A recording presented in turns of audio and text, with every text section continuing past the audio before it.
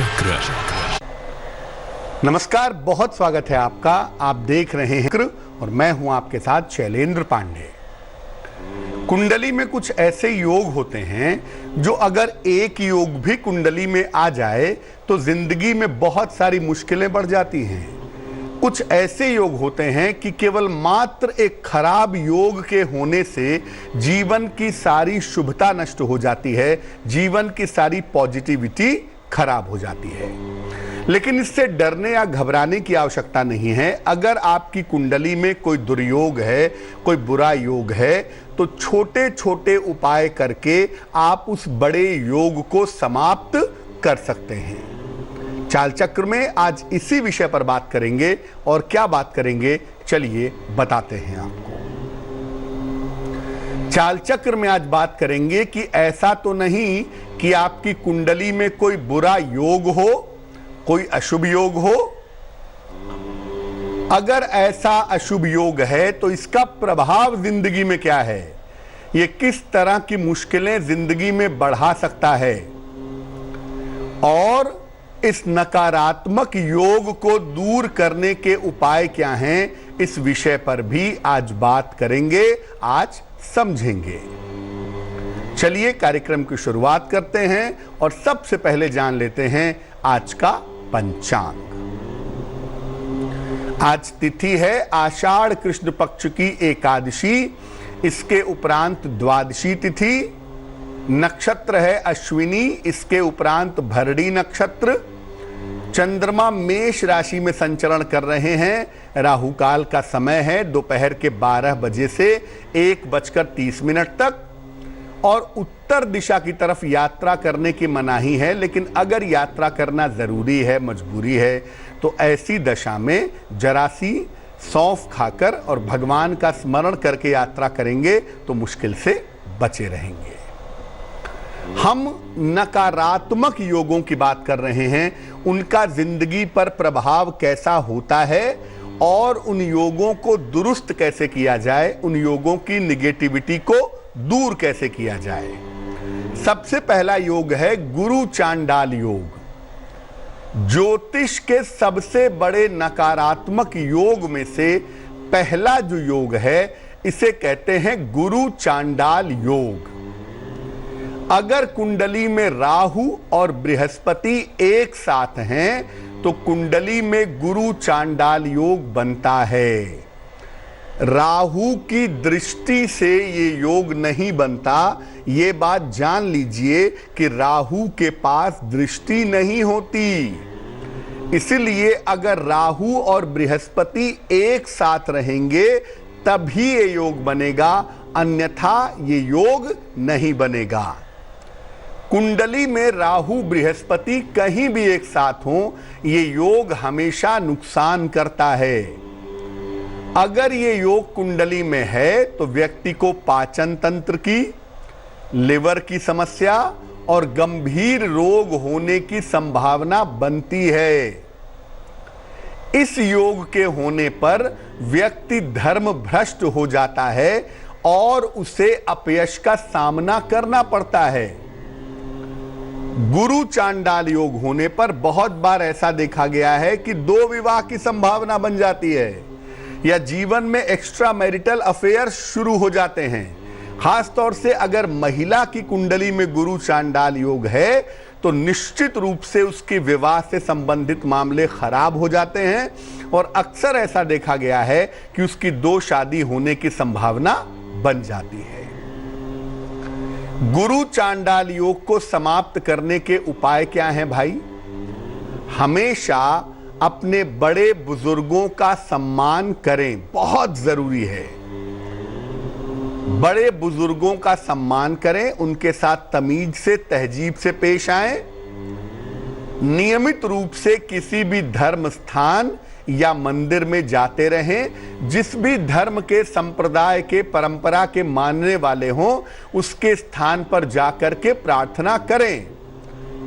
शिवलिंग पर हर सोमवार के दिन या रोज कर सके तो बहुत अच्छा, नहीं तो हर सोमवार के दिन शिवलिंग पर दूर्वा अर्पित करें, दूब घास अर्पित करें। एक रुद्राक्ष की माला गले में जरूर धारण कर लें और रात में सोते समय निकाल दें।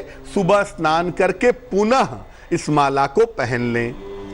अगर ऐसा आप नियमित रूप से करें तो कुंडली में जो गुरु चांडाल योग है उसका जो प्रभाव है वो निश्चित रूप से नष्ट हो जाएगा, निश्चित रूप से समाप्त हो जाएगा। विष योग की बात करें।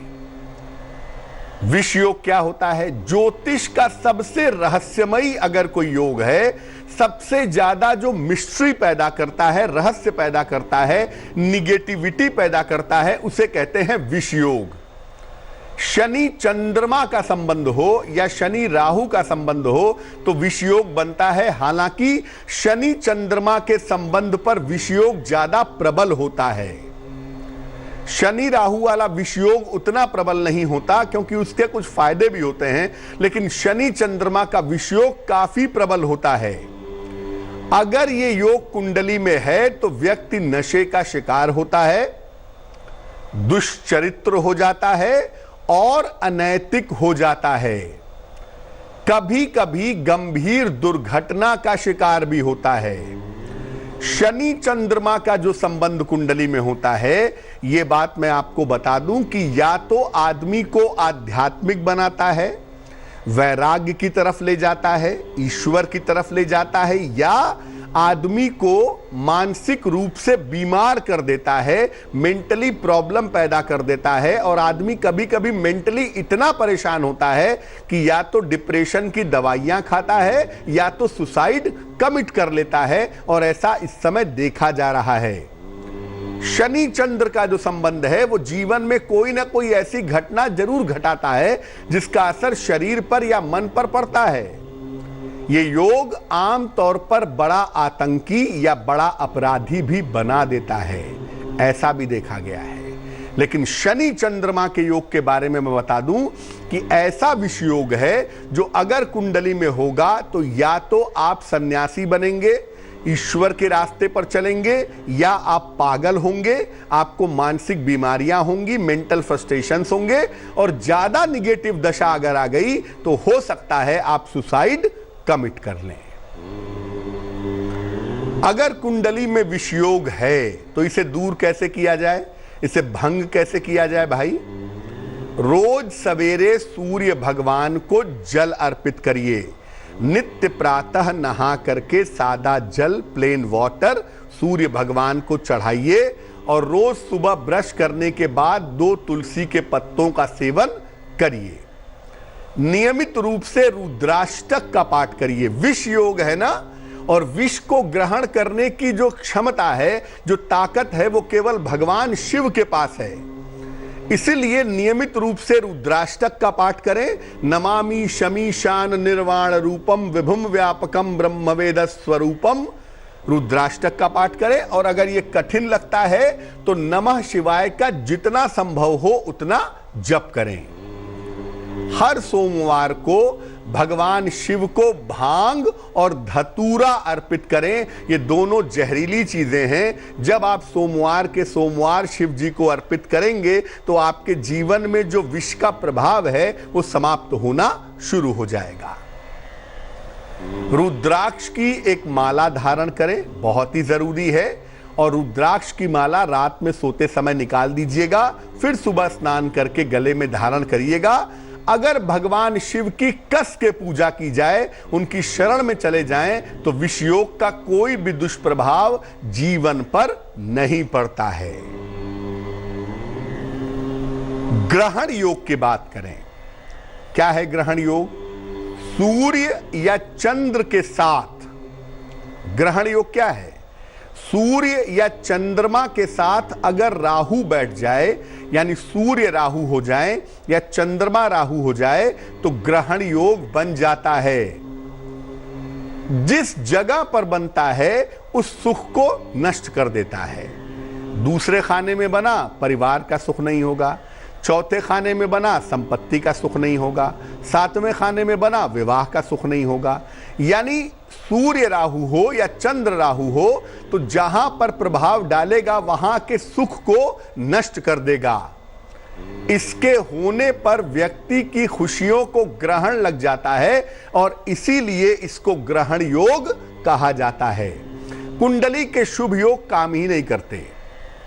अगर ग्रहण योग कुंडली में है तो कुंडली के तमाम शुभ योग काम करना बंद कर देते हैं। ग्रहण योग को भंग कैसे किया जाए? अगर कुंडली में ग्रहण योग है तो इसे दूर कैसे करेंगे? हर सोमवार को उपवास रखिए, बहुत जरूरी है।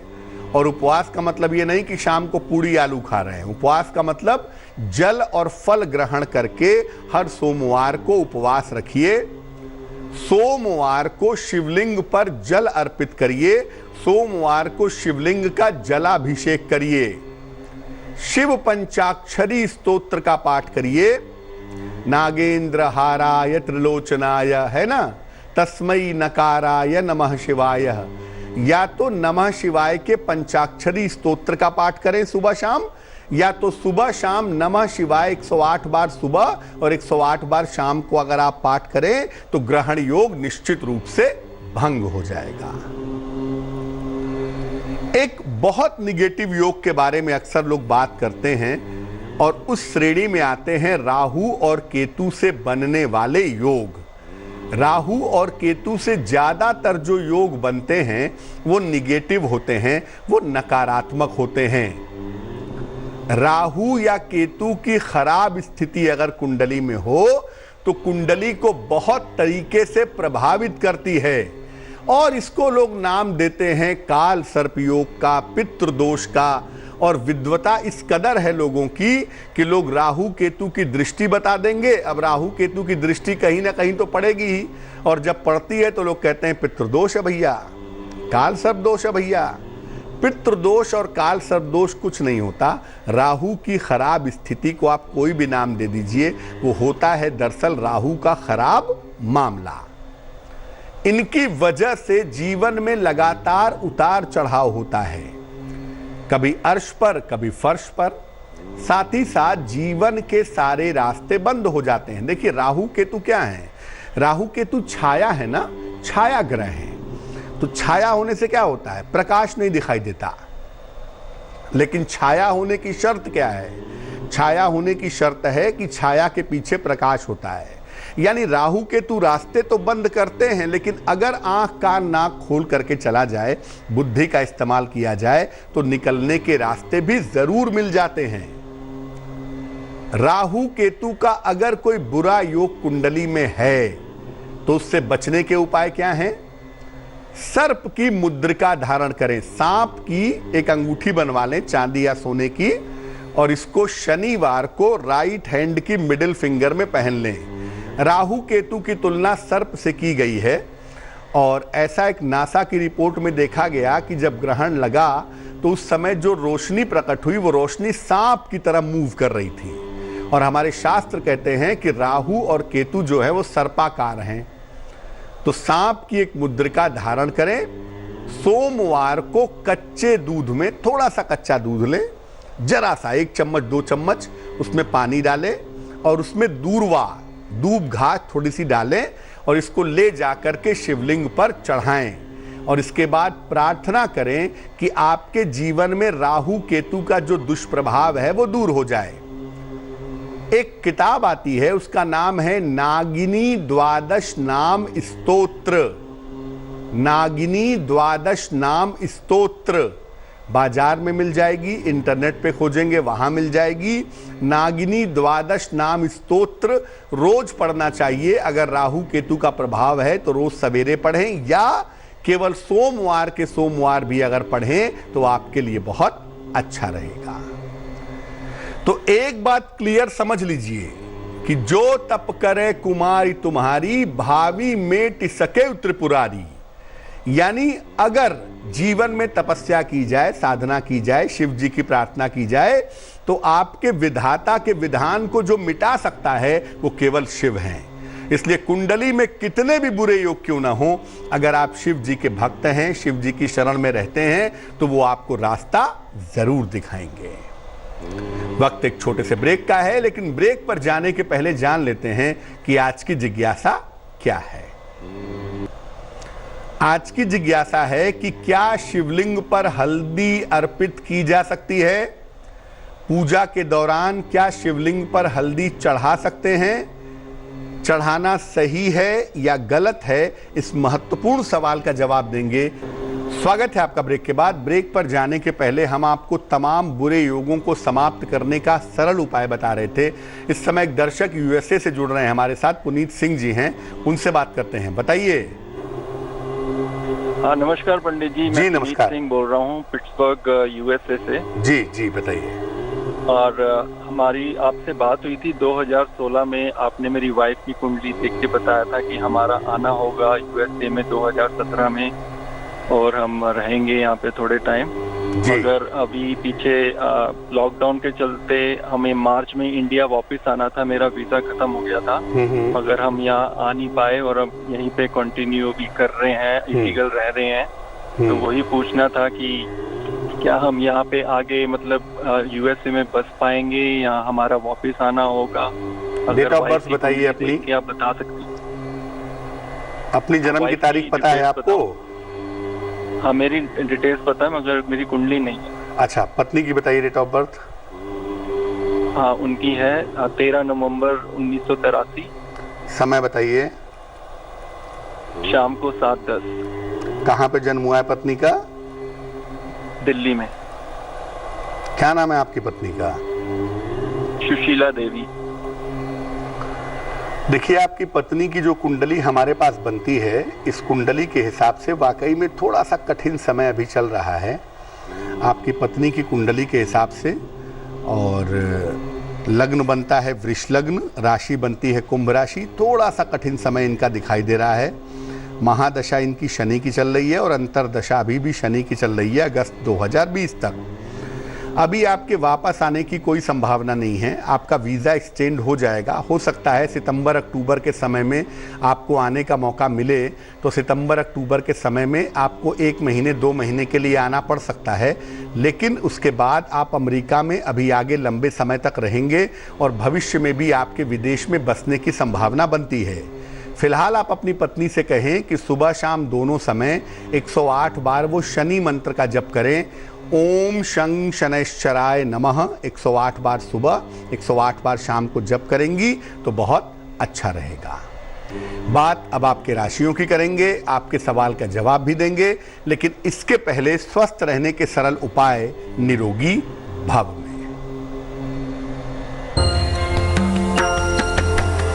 जब आप हरी मिर्च खरीद के लाते हैं तो एक आध दिन में वो थोड़ी सी लाल हो जाती है, बाकी हरी रहती है।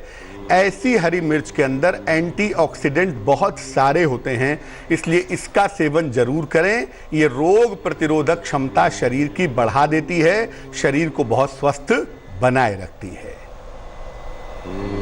चलिए राशियों के सिलसिले की शुरुआत करते हैं। सबसे पहले मेष राशि। मेष राशि, स्वास्थ्य में सुधार होगा, नए नए दायित्व बढ़ेंगे, पुराना रुका हुआ धन प्राप्त होगा। शुभ रंग लाल और भाग्य होगा 90%। वृष राशि, व्यर्थ की चिंता ना करें, आराम का ध्यान रखें, बड़ों की सलाह से आपको लाभ होगा। शुभ रंग सफेद और भाग्य होगा 60%। मिथुन राशि, धन की स्थिति अच्छी रहेगी, ऑफिस में प्रशंसा मिलेगी, सेहत की समस्या दूर होगी। शुभ रंग आसमानी और भाग्य होगा 70%। कर्क राशि, पुराने संबंध बेहतर होंगे, रोजगार के प्रयास सफल होंगे, धन मान सम्मान की प्राप्ति होगी। शुभ रंग गुलाबी और भाग्य होगा 80%। सिंह राशि, सेहत अच्छी हो जाएगी, नौकरी में दबाव से राहत मिलेगी, कोई शुभ सूचना प्राप्त होगी। शुभ रंग लाल और भाग्य होगा 75%। कन्या राशि, मानसिक तनाव बढ़ सकता है, काफी धन खर्च हो सकता है, चोट चपेट से बचाव करें। शुभ रंग हरा और भाग्य होगा 60%। तुला राशि, धन खर्च पर ध्यान दें, सेहत अच्छी रहेगी, परिवार के मामले हल होंगे। शुभ रंग नारंगी और भाग्य होगा 70%। वृश्चिक राशि, संतान को सफलता मिलेगी, काम में मेहनत करनी पड़ेगी, आर्थिक स्थिति में सुधार होगा। शुभ रंग पीला और भाग्य होगा 65%। धनु राशि, दौड़ भाग बढ़ी रहेगी, घर में सुख शांति आएगी, करियर की स्थिति में सुधार होगा। शुभ रंग मरून और भाग्य होगा 75%। मकर राशि, मन की समस्या परेशान करेगी, धन के लेन देन में ध्यान रखें, महत्वपूर्ण निर्णय न लें।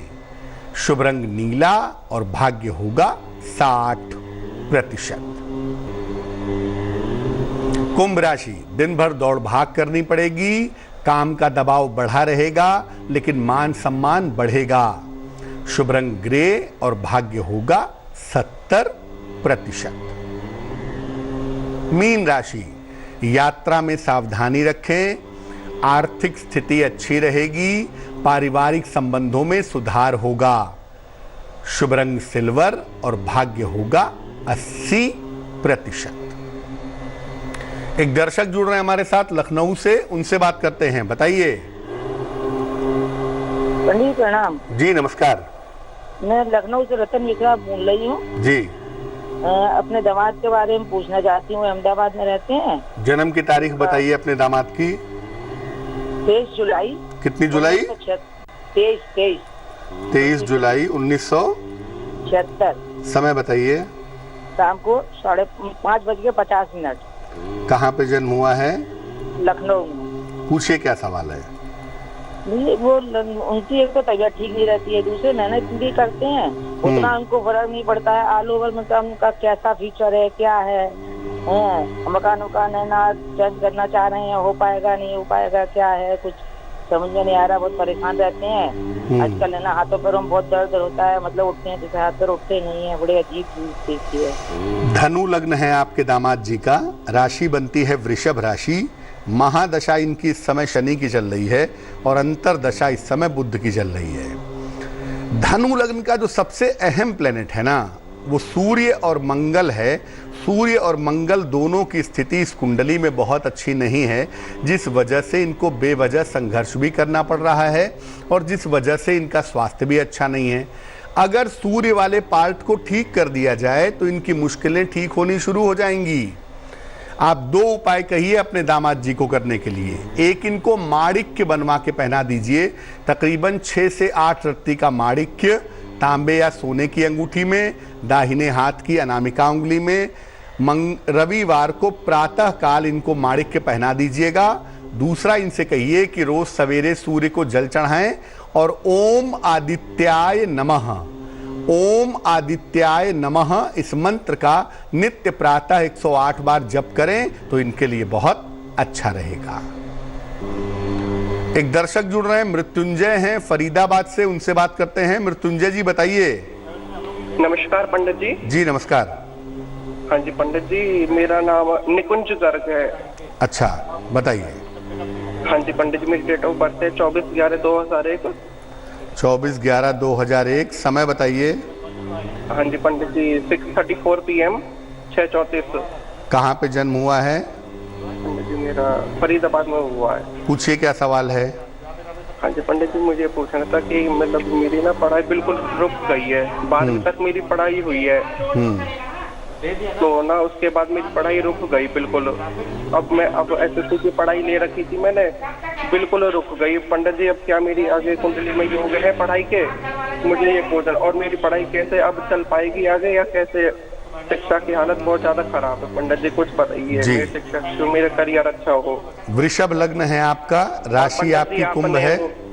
जी आपने ना पन्ना बताया था मुझे ना पहले शिक्षा के लिए, पन्ना तो मेरी अफोर्ड में है नहीं पंडित जी बिल्कुल। चलिए मैं आपको दूसरा उपाय बताता हूँ। वृषभ लग्न है आपका, राशि आपकी कुंभ बनती है।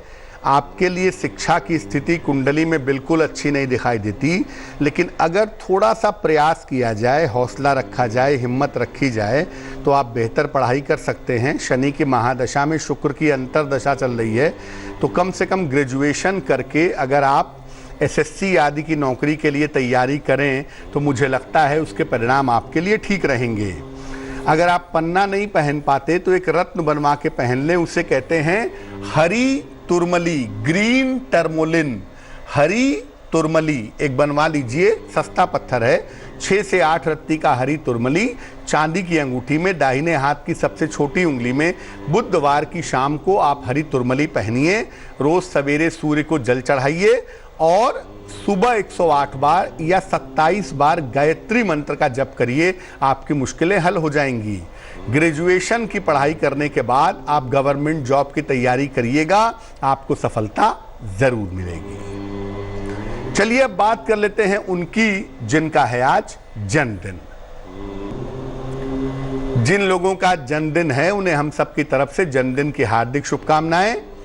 आने वाले साल में करियर में आपको मेहनत करनी पड़ेगी, आर्थिक स्थिति में सुधार होता जाएगा, स्वास्थ्य की समस्याएं कुछ आपको इस साल में परेशान कर सकती हैं। मुकदमेबाजी और वाद विवादों से आपको सतर्क रहना होगा।